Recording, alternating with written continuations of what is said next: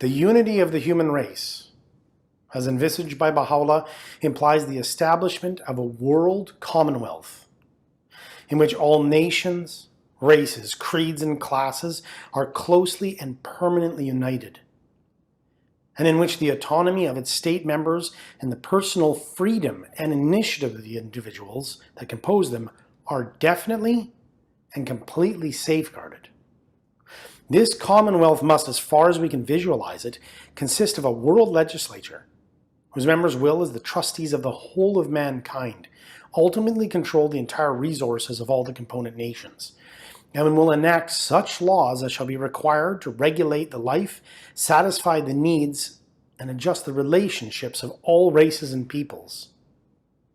A world executive, backed by an international force, will carry out the decisions arrived at and apply the laws enacted by this world legislature, and will safeguard the organic unity of the whole Commonwealth. A world tribunal will adjudicate and deliver its compulsory and final verdict in all and any disputes that may arise between the various elements constituting this universal system.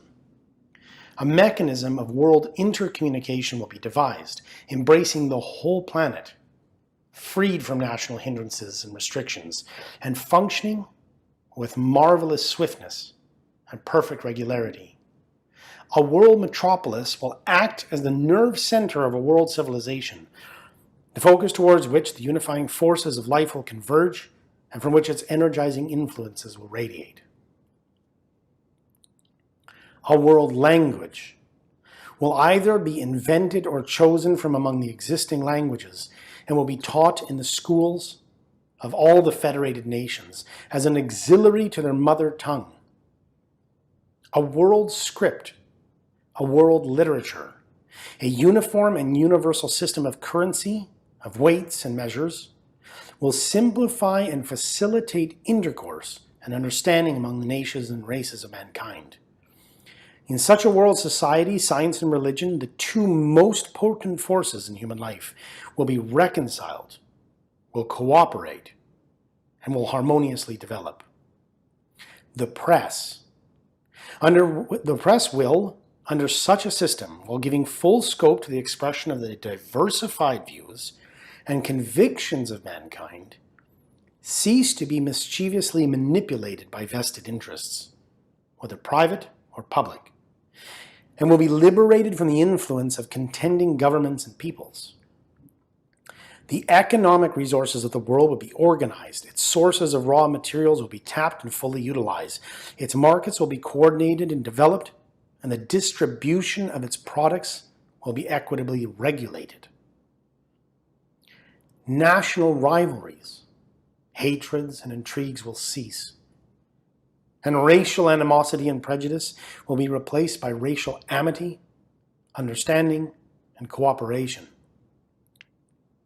The causes of religious strife will be permanently removed. Economic barriers and restrictions will be completely abolished, and the inordinate distinction between classes will be obliterated. Destitution on the one hand and gross accumulation of ownership on the other will disappear.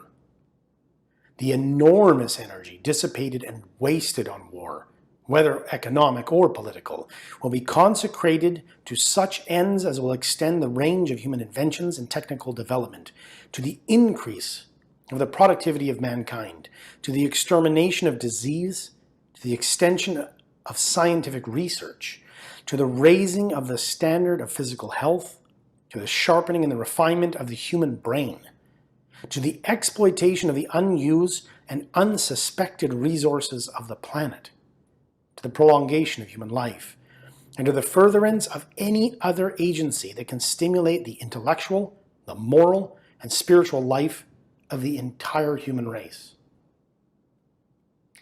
A world federal system ruling the whole earth and exercising unchallengeable authority over its unimaginably vast resources, blending and embodying the ideals of both the East and the West, liberated from the curse of war and its miseries, and bent on the exploitation of all the available sources of energy on the surface of the planet.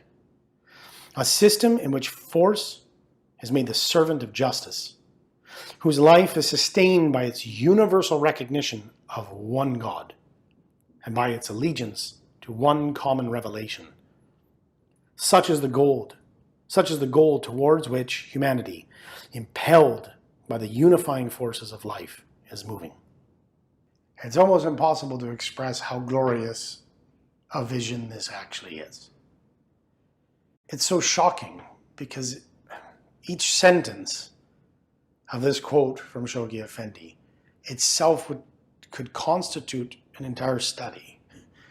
It itself is a charter for people of different disciplines, whether it be from the removal of trade barriers or the establishment of an international auxiliary language to a supreme tribunal to the relationship between science and religion.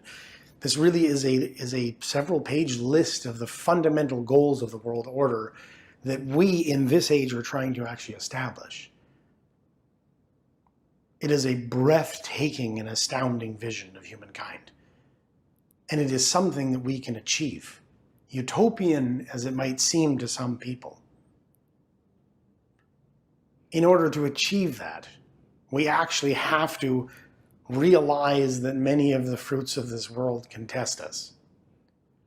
Be willing to actually summon the resolve to actually use our minds, tread the path of knowledge, perform our own independent investigation of truth, to recognize the vision that Baha'u'llah has actually laid before us, then study it deeply, correlate it to the many problems of humankind as they're listed here, study the philosophical systems of our world to be able to intelligently, comprehensively, with clear and conclusive arguments, demonstrate this to humanity.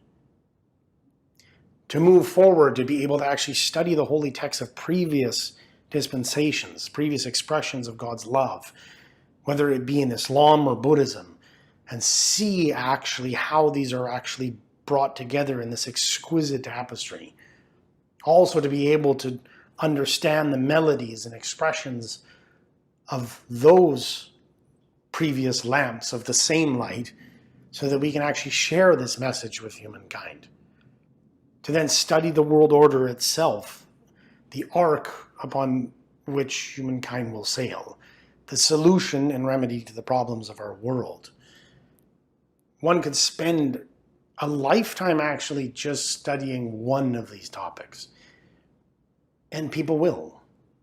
People will spend their entire life trying to work out and produce some of the economic, political, scientific, linguistic aspects of the vision that's been put forward here. And that's what we're asked to do. And of course, this can't be done without actually sacrifice. And as the quote previously said, unremitting toil at times. Recognizing that we actually won't see the fruit of the vision that actually we're reading here.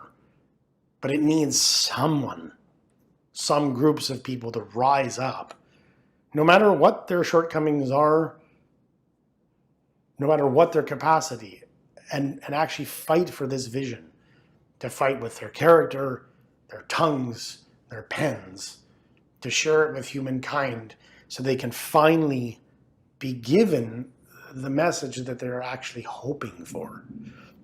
There's a quote not covered here where Abdu'l-Baha, in the selections of the writings of Abdu'l-Baha, says, in this order, in this economy of Baha'u'llah, this divine order, is given the hopes and dreams of every community, be it religious, political, philosophical, moral. It is a bold and shocking claim, but it's a claim that we are here to demonstrate.